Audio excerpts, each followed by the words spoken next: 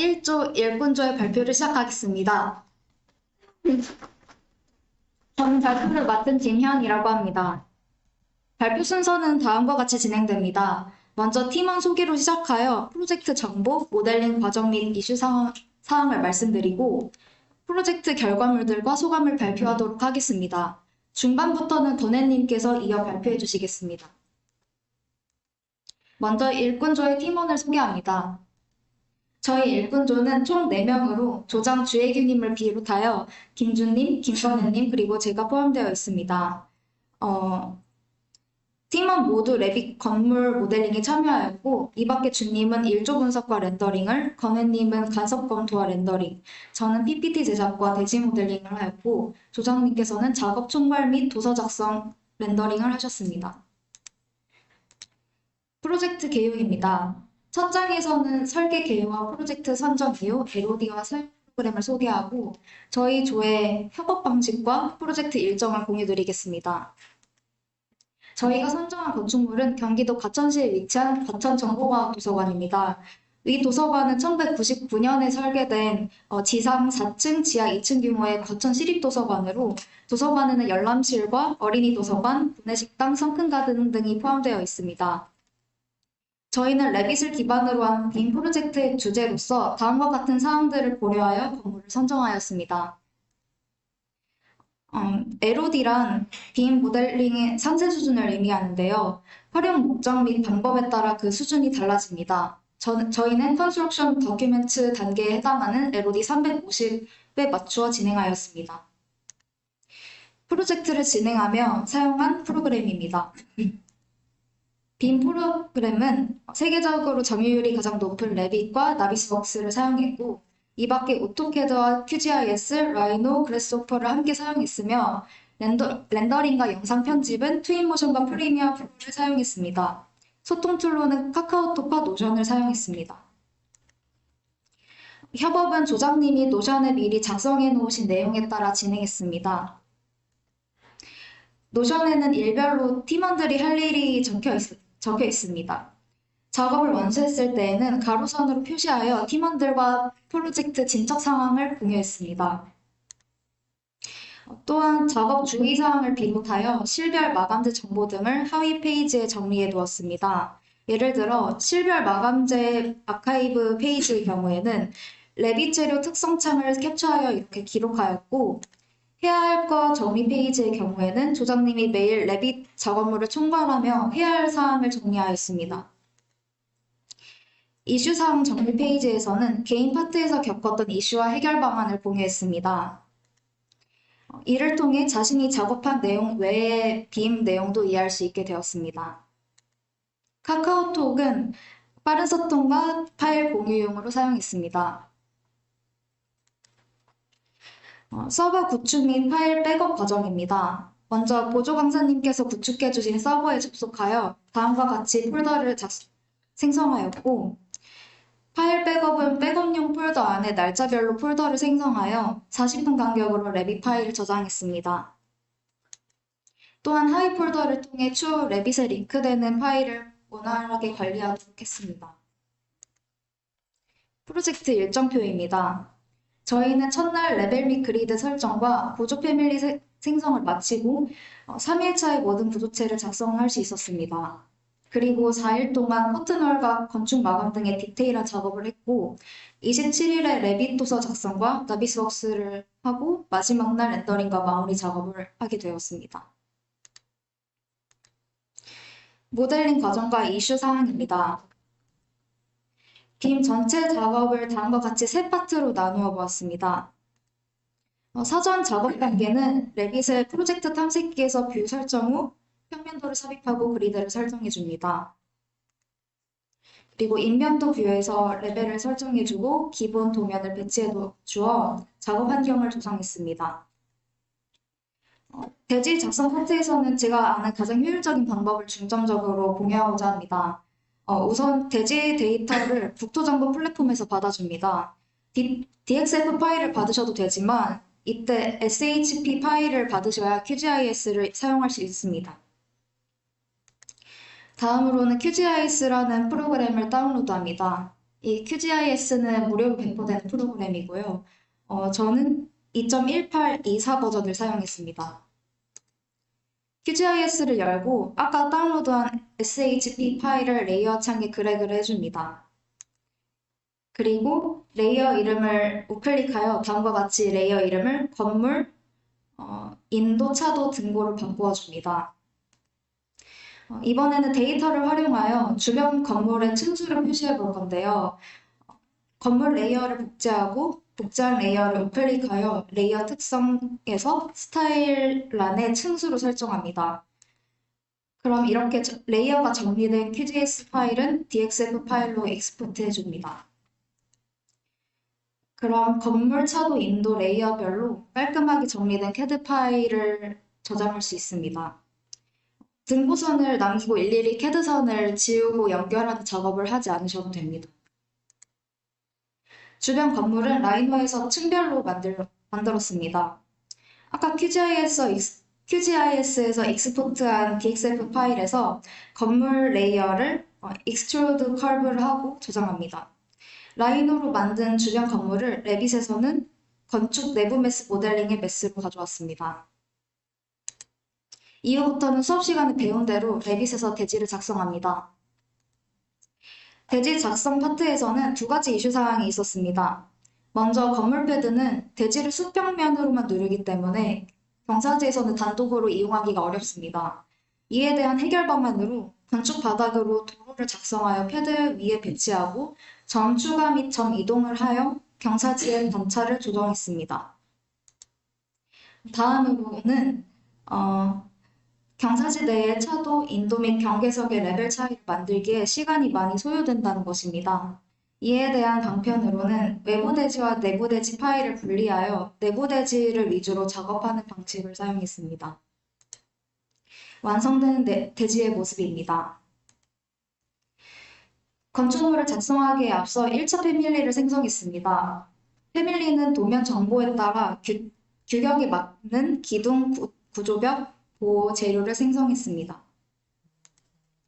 저희는 파트별로 구조를 작성했습니다. 주님은 파랗게 칠한 원형 건물과 외부 계단, 선큰 가든을 했고 저는 초록색으로 칠한 지하 1, 2층과 대지를 했으며 건우님은 노란색으로 칠한 3, 4층과 옥상을, 혜규님은 핑크로 칠해진 1층부터 4층까지의 구조를 작성했습니다. 구조가 완료된 층은 바로 건축 및 2차 패밀리를 작성했습니다. 왼쪽은 건축 작업이 완료된 모델링의 모습이고요. 오른쪽은 오토데스크 레빗 패밀리로 넣은 가구들입니다. 건축 작성 과정에서 이슈 사항이 있었습니다. 원형 건물을 돌아 올라가는 곡선 램프가 있었는데요. 이 램프의 난간이 생성되지 않는다는 것이었습니다. 이에 대한 해결 방안으로는 라이노에서 난간을 만들어 가져왔습니다.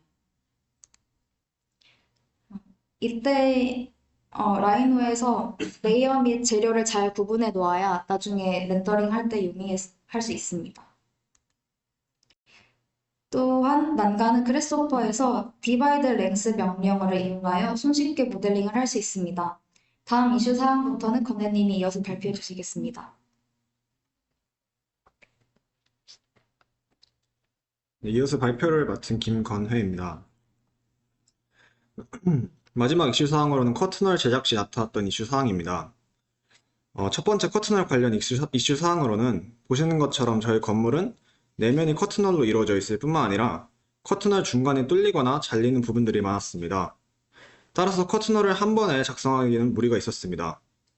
따라서 어쩔 수 없이 최소한으로 커튼홀을 잘라서 작성하는 방법을 선택하였고 이 과정에서 시간이 많이 걸렸습니다. 다음 이슈 사항으로는 커튼홀 사이 비치는 천장과 바닥 사이 공간을 해결하는 것이었습니다. 커튼홀 뒤에 천장과 바닥판 사이에는 각종 설비 배관들이 지나가는데 이곳에 노출하지 않기 위해 막을 필요가 있었습니다. 이것은 건물 전체의 파사드 디자인상 중요한 부분이었기 때문에 디테일을 위해 알루미늄 패널 벽을 따로 덧대는 작업을 하였습니다. 마지막 커튼홀 이슈 사항으로는 커튼홀 작업 후 핀을 꽂지 않아도 자동으로 핀이 꽂혀 있어서 초반 편집에 어려움을 겪었습니다. 이것의 해결 방안으로는 패널 선택을 누른 후 호스트 패널을 누른 다음에 핀 제거 버튼을 눌러서 일괄 핀을 제거하였습니다. 다음으로 모델링 이후 단계인 일조 분석과 나비스웍스, 그리고 간섭 검토와 공정 시뮬레이션, 물량 산출 단계, 그리고 렌더링 영상과 실험 순으로 발표를 진행하겠습니다. 먼저 일조 분석입니다. 레빗의 일조 분석 기능을 사용하여 과천시 동지상 하루에 일조권을 분석하고 동영상으로 제작해 보았습니다.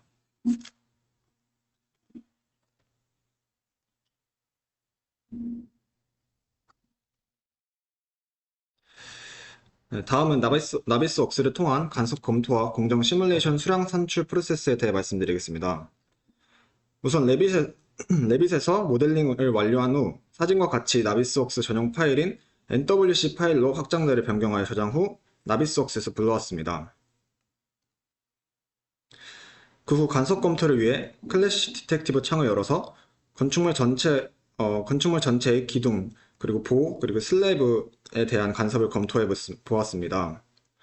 저희 조는 총 2000여 개의 간섭이 발생하였습니다. 이러한 간섭에 대한 내용을 HTML 보고서 형식으로 만들어보는 작업 또한 시행하였습니다. 다음은 공정 시뮬레이션입니다. 저희는 나비스웍스의 타임라이너 창을 이용해서 지하 기초 작업 후 1, 2, 3, 4층 작업, 그 다음 커튼홀 작업 순으로 순서를 정하고 임의로 공기를 산정해서 간소화된 공정표를 작성했습니다. 그 이후 공정표를 토대로 공정 시뮬레이션 영상을 추출하였습니다. 시뮬레이션 영상입니다.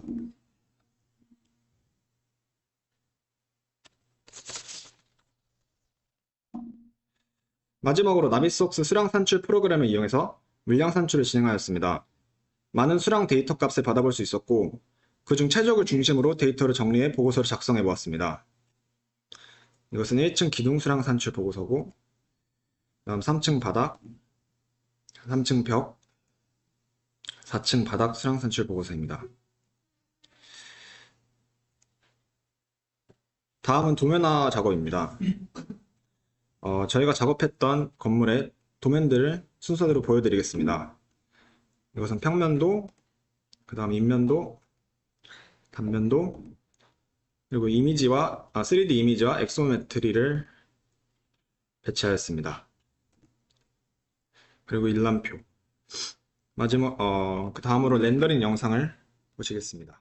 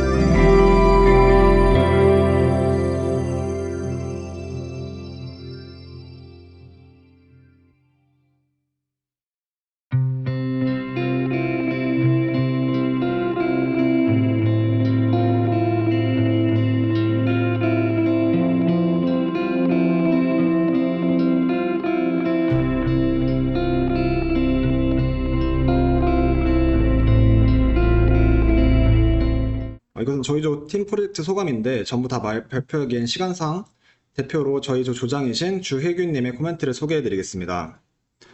수업 때 배웠던 내용을 토대로 레빗을 다양하게 활용해 볼 수 있었던 값진 시간이었던 것 같습니다. 열심히 해주는 좋은 분들과 다들 으쌰으쌰 좋은 결과를 만들어내 뿌듯하고 기억에도 오래 남을 것 같습니다. 다들 너무 감사합니다. 라고 말씀해 주셨는데, 네, 제가 더 감사합니다. 이것은 건축 BIM 전반적인 감상평입니다. 다들 건축 BIM에는 대부분 만족을 하였고, 그러나 라이노 수업이 살짝 짧은 것이 좀 아쉬웠다는 평을 하였습니다. 이상으로 발표를 마치겠습니다. 감사합니다.